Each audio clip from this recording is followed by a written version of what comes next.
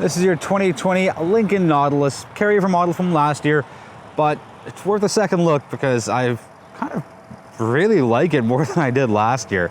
So quick perks, quirks, and irks, full suite of LED lights all across the front end. This has the upgraded projector LED bulbs, so still carries a good look. Nice frame with the Lincoln grille, and it's got those little sea of Lincoln stars, which is embedded into the entire grille design. So it's a little weird to see, but if you look hard enough, it'll definitely be there for you. Parking sensors up front, again, full suite of LED lights. It's starting to rain, so I'm gonna try and be quick as to keep everybody dry, mostly the camera. Back where we started, front quarter look. I'm not a big fan of the rims this year. I don't know, it looks like a turbine, which is cool for the Aviator. I just don't really like this look specifically. LED lights in the turn signals, little Nautilus badging just below the side mirror.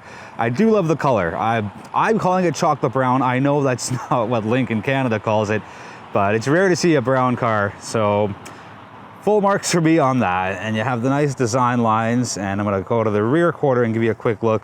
Big spoiler right up there. And I like how there's a full chrome finisher along the windows, plus that little chrome strip at the bottom of your doors. And now it's too early for Lincoln to do anything with the Nautilus. It only came out last year as an all-new model, so I don't mind it. I don't have any problems with the way it looks, especially the brown.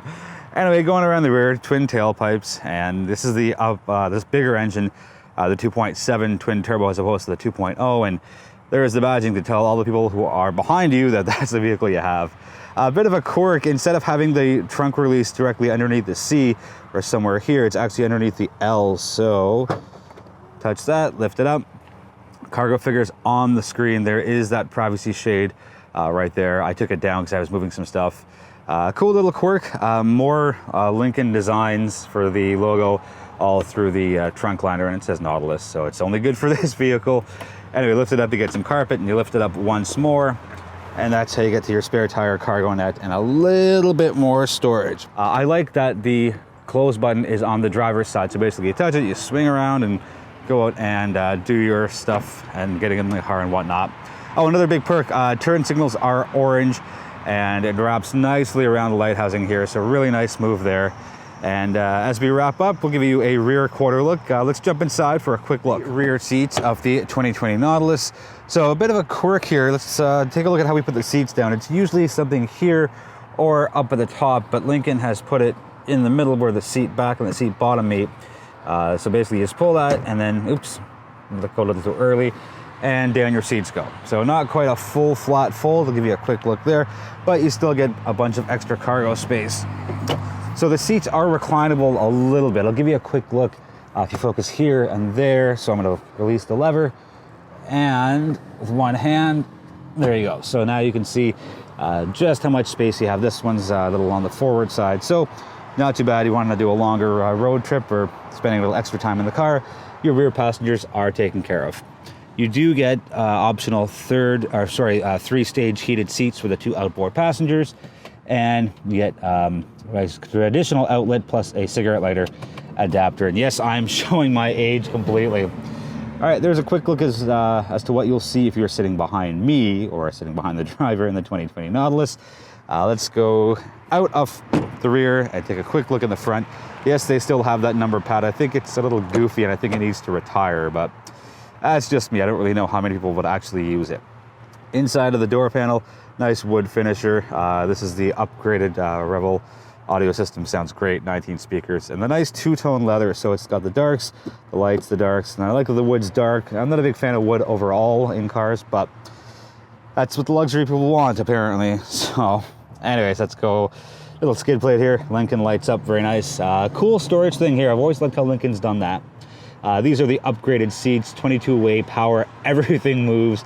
It's heated, it's cooled, and you got massaging seats. So the thigh bolsters, not great, really kind of thin and small for me, but it's the side bolsters that really make up for it, and it kind of gives you that nice, I'm in place and I'm not going to be moving anywhere, and we're all different shapes and sizes. So thank you, Lincoln, for making the 22-way seats an option, and I think they should be standard, but my 2 cents.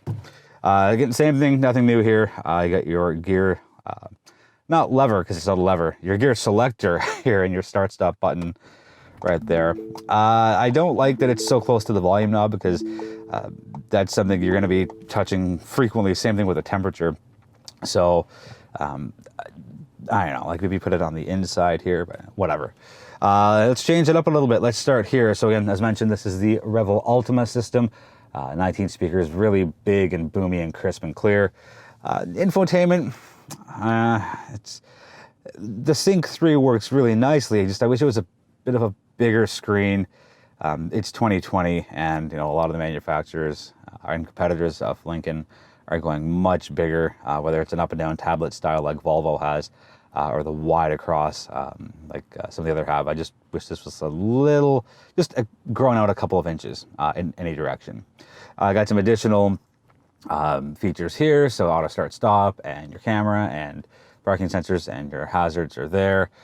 This is, I think, where Lincoln missed the mark. It just, I don't know, for a vehicle that's so good on every other front, just having these, I don't know, like these little plasticky buttons, just it doesn't do it for me. Like, it's a nice layout and it's symmetrical, but you know, for example, if I want to change the direction of the air, I got to quickly look up and go to climate. Come on. Anyways, and that's how you change the direction of the air. I wish there was one button here. Like, I think they could have just put even like one middle button to change the air direction. Anyways, standard fare is a wireless charger, USB port there, a couple of more USB ports in the center console. Close that up. Don't pull this to close it because eventually you'll break it. Just give it a push and you get a soft close. And here you have your 2 cup holders, and it does have Lincoln's my color choice. I think there's 7 or 8, and I chose blue, and it's cool when you've got a clear bottle in here. Let's take a quick look at the center console itself. So it goes up in 2 stages. There's 2 buttons there, and there. So we push the one on the left, and that's a little storage tray here, and then you'll just lift that up, and you get a much deeper storage tray. So we have 1 extra USB port, not 2, and you also have another cigarette lighter adapter in there. I like it. It's clear. It's so easy to read. It's very minimalistic. I know there's a bunch of information here, but you can kind of go through and change that. But as far as the actual dials go, I like that it's 1, 2, 3, 4, 5, 6, 7, 8 instead of 1,000, 2,000, 3,000. I think we get a little cluttered. Same thing with the speedometer, and depending on where you are, it'll light up. But it's a nice, clean look. I wish there was a little more customizability to it. You know, whether it's changing of the colors or changing of the style or the layout. But it's good overall. Let's do the drive. 2020 Lincoln Nautilus. There's 2 engine choices. There's the 2.0 liter with horsepower in the mid 2s, and what I have is the 2.7 liter twin turbo V6, giving you 335 horsepower and 380 pound-feet of torque, all through the automatic transmission, and all-wheel drive is standard across the board. I would go and strongly recommend that if you are looking at a Nautilus, definitely get the bigger engine. Just having all that power, it's one of those buyer's remorse things. You can't go to 2.0 and go, you know, it's been a couple of months, I'm not really sure if this is enough power for me. And whether you're towing or hauling people, stuff, and things in the vehicle, this 2.7 liter engine is very responsive. It's very quick. It's brisk off the line, gets you out of potential collision situations, and it feels good. And the power delivery is very smooth. And for a twin turbo, I haven't noticed any turbo lag. I know there's some there, but it's so minimal that, you know, unless you're specifically looking for it, you probably won't notice. As far as running around city streets and highways and back roads, Nautilus is a pleasant surprise. And yes, I had it in January of 2019, and it's been, would it be September 2020 now? So about a year and a half between Nautilus test drives, and I've forgotten just how good the Nautilus is and feels. I'm so impressed with it, and it's the quality of just how comfortable the seats are, and it's the 22-way seats that are heated and cooled and massaged, and yes, it's an upgraded package, but it's available. And just the quietness of the cabin and the driving feel, and it's just such a, and to go back a couple of minutes, the power plant delivery is so smooth. Everything's laid out well within reach.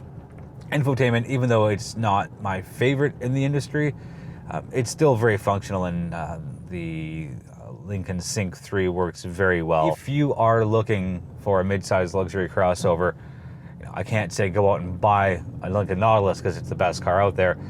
Every car has its benefits, every car has its drawbacks, But if you're in the market for this, at least take it for a test drive, because again, I had it last year and it was good, and I had warm impressions on it, but just the gap between and just being reminded of all the work Lincoln's done to create this, and they've completely changed their naming template. Gone are those goofy letters like the MKX and the MKC, and just the whole alphabet soup thing.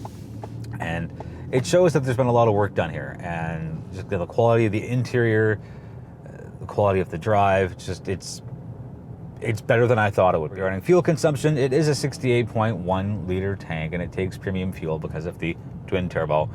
And consumption figures are 12.5 on city streets, 9.2 on the highway, and your blended total comes out to 11.0. I've done almost 900 kilometers over the week, and I'm at 10.2. As far as safety goes, you get the Lincoln Co-Pilot 360 blind spot monitoring and rear cross traffic alert. You do have to pay a little extra and tick off that box if you want the Lincoln Co-Pilot 360 Plus, which gets you a bunch of other safety features, and I'll put those on the screen for you to take a quick look at. I would like to see Lincoln include the 360 Plus system as standard fare going forward. A lot of other manufacturers, regardless if it's a luxury or non-luxury brand, are including a wide suite of active safety systems. So I think it may come from Lincoln. I know it's say 2021 model years, maybe 2022, but I do hope it's on their radar. 3 highlights for me as far as standard features go: the big massive panoramic sunroof. This has the brown/beige interior, so you don't really notice a sense of darkness in here as opposed to a Nautilus with a black interior. So I think in that case, you'd really notice just how much light the panoramic sunroof lets into the cabin. The second one for me is wireless charging. I know it can be a small thing, but in almost every other vehicle, you have to tick a couple of boxes on the option sheet to be able to get wireless charging.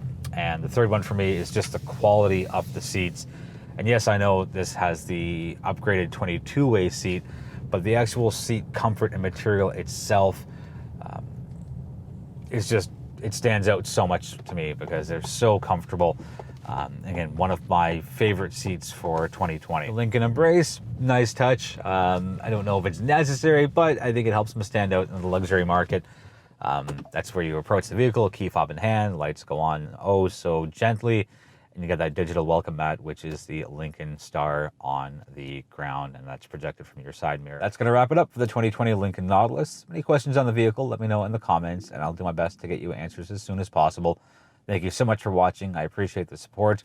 Be well, be healthy, be safe, and I'll be back sooner than later with my next review.